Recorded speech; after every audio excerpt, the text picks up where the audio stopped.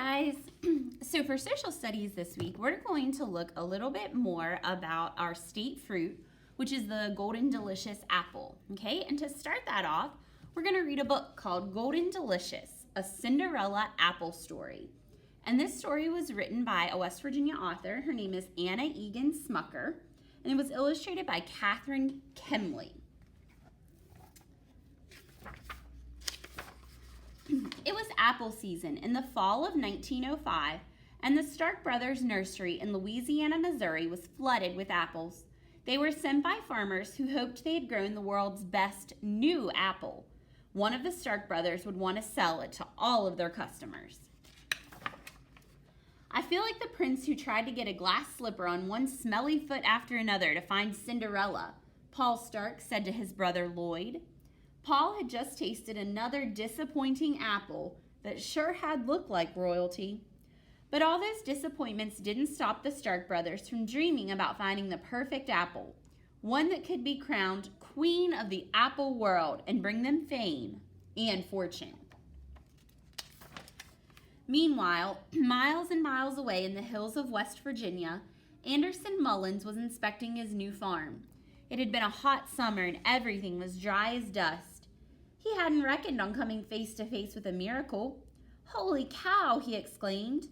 There in the midst of his dried up apple orchard was a glorious green-leaved tree, its branches loaded with shining gold apples. He snapped one off and took a bite. Never had he tasted an apple so sweet, so juicy, so gosh darned delicious. For the next 8 years, during wet seasons and dry seasons, Anderson Mullins' tree produced bushels and bushels of those golden apples. Every time he entered them in the Clay County Fair, they won blue ribbons. Each year, his tree produced fruit when others didn't. Come springtime, when the other apples that had been in his fruit cellar all winter were wrinkly and dried out, his golden apples were still fresh and sweet. He was sure they were like no other apples in the whole wide world. So you can see there's the wrinkly other apples and there's the Golden Delicious. So in the spring of 1914, Anderson Mullins searched his fruit cellar for the 3 most perfect golden apples he could find, and he sent them to the Stark Brothers nursery. He knew the Starks were always in the lookout for new and better kinds of fruit, and he was hoping for some extra dollars in his pocket. By and by, the apples arrived. Mullins' yellow seedling samples, Paul Stark read, blowing sawdust off the card. "Don't waste your time on them," his brother Lloyd muttered. "Yellow apples don't sell. Tough skin, bland taste, and they don't keep well." But Paul had just bitten into a slice.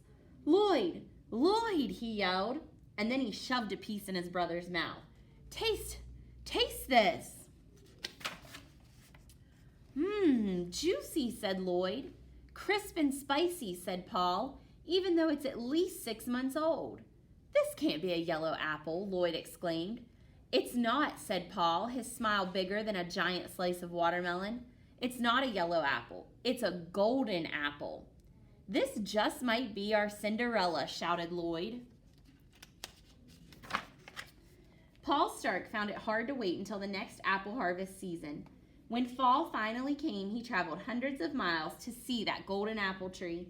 First by train and then by horseback over winding mountain roads, he reached Odessa, West Virginia. The sun poured down hot as apple butter just out of the kettle. His white shirt stuck to him tighter than the skin on a grape, but he didn't care. At last, on a dusty country road along Porter's Creek near Odessa, Paul saw a mailbox that said A.H. Mullins. He knew his journey was almost at an end. No one answered when he knocked on the door, so he set out on his own to find Mullins' orchard and its extraordinary tree. Paul wasn't used to hills as steep as those in Clay County, West Virginia. Sweating and gasping for breath, he climbed and climbed. At first, he found only some scraggly old trees, but then he saw it. A tree with rich green leaves, its branches bent to the ground with the weight of a great crop of gorgeous, glowing golden apples. Paul couldn't help himself. It was as if his hand reached out by itself and plucked one. He was biting into it when a farmer came striding down along the hill toward him. My name's Paul Stark, Paul told the farmer. That's some apple. Name's Mullins, the farmer said. I sent you some. I know, Paul said, and I'd like to buy that tree from you. So the two men put their heads together and agreed on a price. Paul Stark hired workmen to build a cage to protect the tree from animals and thieves. He even ordered a wire string from the locked cage to a battery-powered burglar alarm in the kitchen. When Paul Stark left Mullins' farm, he took a bundle of twigs from the golden apple tree with him. In early spring, these twigs were grafted onto some of the Stark brothers' apple trees, cut into stems and wrapped tight so the two would grow together. Paul and Lloyd watched over them as if those grafted trees were hens getting ready to lay golden eggs. Those young trees grew quickly. It wasn't long before beautiful golden apples filled their branches. And what did Paul and Lloyd name their apples? That was easy. Golden Delicious. In 1919, Golden Delicious won a medal for the world's best new apple. You might say it was crowned queen of the apple world. The end. So guys, this is a true story that actually happened. Mr. Mullins really did find this tree on his farm.